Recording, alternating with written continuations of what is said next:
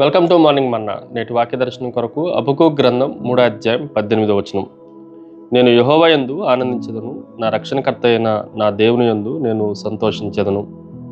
మరొకసారి ఉదయకాల సమయంలో హబక్కూకు గ్రంథంలో నుండి అనేక సమస్యల నడుమ దేవుని పట్ల మనం కలిగి ఉండవలసిన కృతజ్ఞతా భావమును గురించిన విషయాల్లో 4 ప్రాముఖ్యమైన సత్యాలు మనం గ్రహించాలి. Number 1, it is A halt. ఆగండి. ఆగి వేచి చూసినప్పుడు దేవుని యొక్క గొప్పతనం ఏంటో మనకు అర్థమవుతుంది. భయం మనల్ని పారిపోయేటట్లుగా చేస్తూ ఉంటుంది.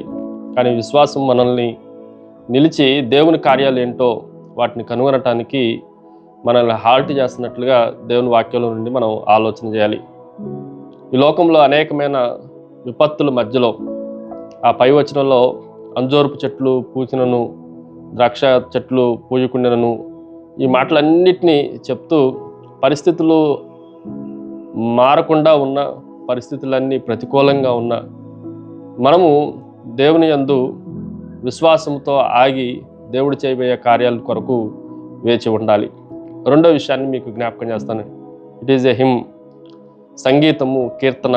ఈ మాటను కూడా మనం జాగ్రత్తగా ఆలోచన చేస్తే కీర్తనకారుడు లాగా హబక్కూకు ఆ వచనాలను ముగించేటప్పుడు స్తుతి గీతముగా ఆయన ముగించినట్లుగా దేవుని వాక్యంలో నుండి మనం ఆలోచన చేయొచ్చు.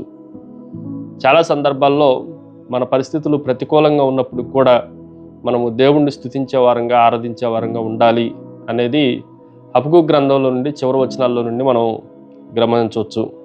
అంత మాత్రమే కాదు, అపోస్తులైన పౌలు, శీలలు చెరసాల్లో కాళ్లకు బండాలు వేసినప్పటికీ వాళ్ళు మధ్యరాత్రి లేచి ప్రభువును స్తుతించడం ద్వారా చెరసాల పునాదులు కదిలినట్లుగా దేవుని వాక్యంలో రాయబడుతుంది. మన స్తుతి మన హృదయ స్థితిని మార్చగలదు అన్న విషయాన్ని మనం గ్రహించాలి. మూడో విషయాన్ని మీకు జ్ఞాపకం చేస్తాను. It is a honour. ఘనపరచుట.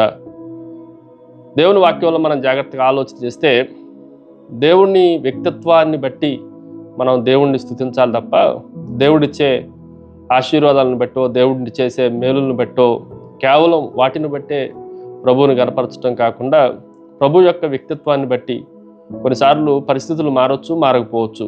కానీ నిన్న నేడు నిరంతరము దేవుడు మాత్రము మారడు. కాబట్టి ఆయన వ్యక్తిత్వాన్ని బట్టి మనము ప్రభువుని గణపరిచే వారంగా ఉండాలి. ఏవన్నీ కోల్పోయిన తర్వాత యెహోవా ఇచ్చను, యెహోవా తీసుకొని పోయాను అని ప్రభువుని ప్రభువులాగా ఆరాధించినట్లుగా మనం కూడా ప్రభువుని గణపరిచే వారంగా ఉండాలి. Finally it is a hold. పట్టుకొనుట. ఈ మాట కూడా మనం జాగ్రత్తగా ఆలోచన చేస్తే దేవుని వాగ్దానాలన్నింటినీ, దేవుని వాక్యాన్ని మనం జాగ్రత్తగా గట్టిగా పుట్టుకోవాల్సిన వారంగా ఉన్నాం. చివరి వచనంలో నా కాళ్ళను లేడి కాళ్ళ వలె చేసిరాడు అని చెప్పడంలో ఆ కాళ్ళు స్థిరంగా పర్వతాల మీద కూడా నిలబడినట్లుగా మనం కూడా వాక్యంలో స్థిరంగా నిలబడటానికి దేవుని మీద విశ్వాసం ఉంచాలి. ప్రార్థన. సకలాశీర్వాదములకు కారణభూతులవు తండ్రి, మీరిచ్చిన వాగ్దానాలను తండ్రి, మీరిచ్చిన వాక్యాన్ని అనుకూల పరిస్థితుల్లోనూ ప్రతికూల పరిస్థితుల్లోనూ మేము గట్టిగా పట్టుకొని విశ్వాసముతో ఆగి నీ వైపున వేచి ఉండి తండ్రి నిరీక్షణతో సమస్తాన్ని మేము జయించడానికి మీరే కృపను అనుగ్రహించమని యేసుక్రీస్తు శక్తి కలిగిన నామమున అడిగి వేడుకొంచున్నాం తండ్రి. ఆమెన్.